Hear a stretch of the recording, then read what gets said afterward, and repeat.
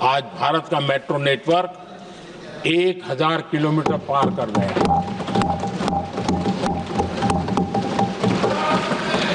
और इतना ही नहीं, वर्तमान में 1000 किलोमीटर और उस पर भी काम चल रहा है।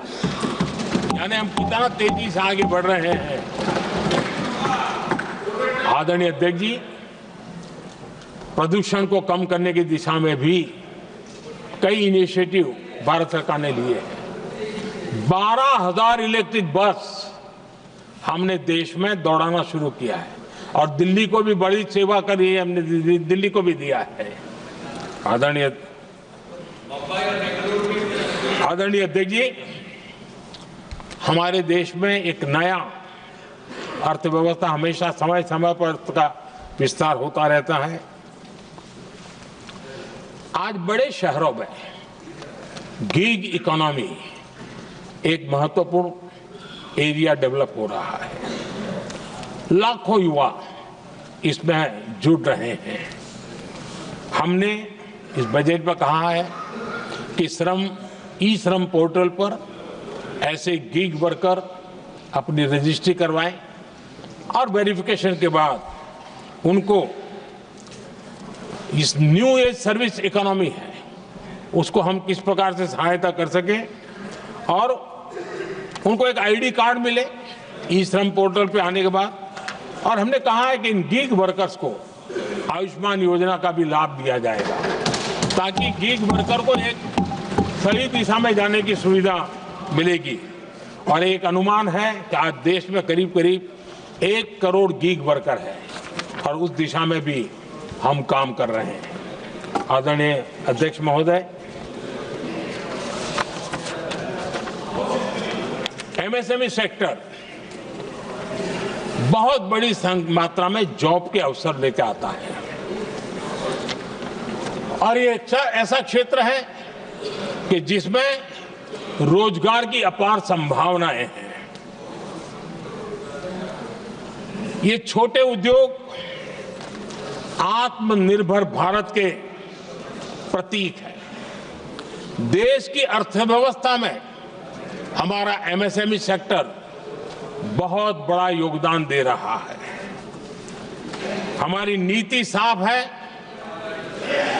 एमएसएमई को सरलता, सहूलियत और संबल, एक ऐसा क्षेत्र है जिसमें रोजगार की संभावना है।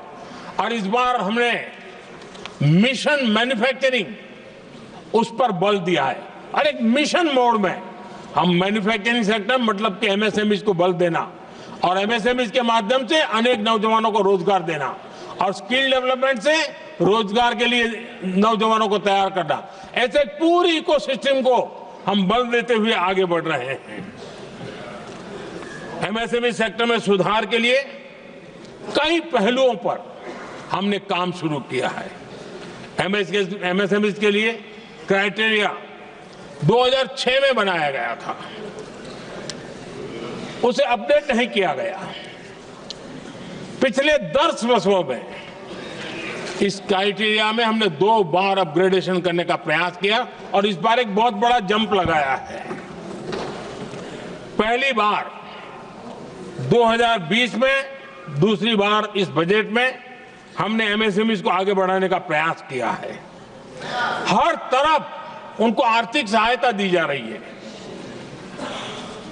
एमएसएमई के सामने चुनौती फॉर्मल फाइनेंशियल रिसोर्सेज की कमी की रही है। कोविड के संकट के काल में एमएसएमई को एक विशेष बल दिया गया। हमने खिलौना उद्योग उसको एक विशेष बल दिया। हमने कपड़ा उद्योग को विशेष बल दिया। उनको कैश फ्लो की कमी नहीं होने दी और बिना किसी गारंटी को लोन दिया। हजारों उद्योगों में लाखों नौकरियों की संभावनाएं बनी और नौकरियां सुरक्षित भी हुई। छोटे उद्योग, उनके लिए customize credit card, credit guarantee coverage, उस दिशा में हमने कदम उठाए जिसके कारण वो अपने ईज ऑफ डूइंग बिजनेस को भी बढ़ावा मिले और वो गैर जरूरी नियमों को कम करने का कारण उनका एडमिनिस्ट्रेटिव बोझ जो रहता था, एक आध व्यक्ति को उनको काम पर पैसा देना पड़ता था, वो भी बंद कर दिया गया। एमएसएमई को बढ़ावा देने के लिए जो हमने नई नीतियां बनाई है, आपको खुशी होगी, एक समय था 2014 के पहले खिलौने जैसी चीजें हम इंपोर्ट करते थे। आज मैं गर्व से कह सकता हूं कि मेरे देश के खिलौने बनाने वाले छोटे उद्योग आज दुनिया के अंदर खिलौने एक्सपोर्ट हो रहे हैं।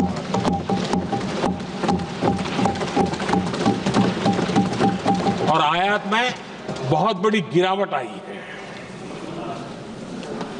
निर्यात में करीब 239% वृद्धि हुई है।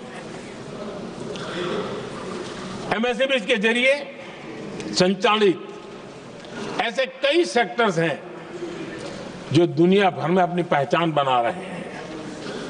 मेड इन इंडिया कपड़े, इलेक्ट्रॉनिक्स, इलेक्ट्रिकल गुड्स के सामान आज दूसरे देशों के जीवन का हिस्सा बन रहा है। आदरणीय अध्यक्ष जी, विकसित भारत के सपने को पूरा करने के लिए देश आगे बढ़ रहा है और बड़े आत्मविश्वास के साथ आगे बढ़ रहा है। विकसित भारत का सपना ये कोई सरकारी सपना नहीं होता है, वो 140 करोड़ देशवासियों का सपना है और इस सपने को हम सब ने जितनी ऊर्जा दे सकते हैं देने का प्रयास करना है। और दुनिया में उदाहरण है, 20-25 साल के कालखंड में दुनिया के कई देश विकसित बनकर के दिखाया है। तो भारत के पास तो सामर्थ्य अपार है। हमारे पास डेमोग्राफी है, डेमोक्रेसी है, डिमांड है, हम क्यों नहीं कर सकते। इस विश्वास के साथ हमें आगे बढ़ना है और हम भी 2047 जब देश आजाद होगा, तब आजादी के 100 साल होंगे जब, तब हम विकसित भारत बन के रहेंगे। ये सपने लेकर के चलना चाहिए। और आदरणीय अध्यक्ष जी, मैं विश्वास से कहता हूं हमें और बड़े लक्ष्य पार करने और हम करके रहेंगे। और माननीय अध्यक्ष जी, ये तो अभी हमारी तीसरी ही टर्म है।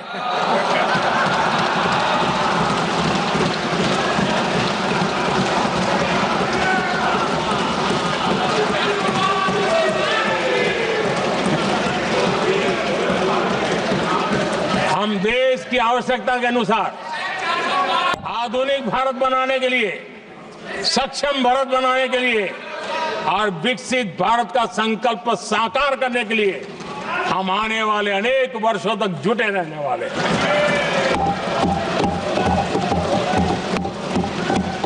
आदरणीय अध्यक्ष जी, मैं सभी दलों से आग्रह करता हूं, सभी नेताओं से आग्रह करता हूं, देशवासियों से आग्रह करता हूं, अपनी अपनी राजनीतिक विचारधाराएं होंगी, अपने अपने राजनीतिक कार्यक्रम होंगे, लेकिन देश से बड़ा कुछ नहीं हो सकता है। हम सबके लिए देश सर्वोपरि है और हम मिलकर के विकसित भारत के सपने को, अपना 140 करोड़ देशवासियों का सपना भी अपना सपना, इस सपने को लेकर के चल पड़े। देश विकसित होगा, हमारे बाद की जो पीढ़ियां होगी वो कहेगी कि 2025 में एक संसद ऐसी थी जहां बैठा हुआ हर सांसद विकसित भारत के सपने के लिए पूरा करने के लिए काम कर रहा था। आदरणीय अध्यक्ष जी, मैं राष्ट्रपति जी के अभिभाषण पर अपना धन्यवाद व्यक्त करते हुए आपका भी आभार व्यक्त करता हूं, सदन का भी आभार व्यक्त करता हूं।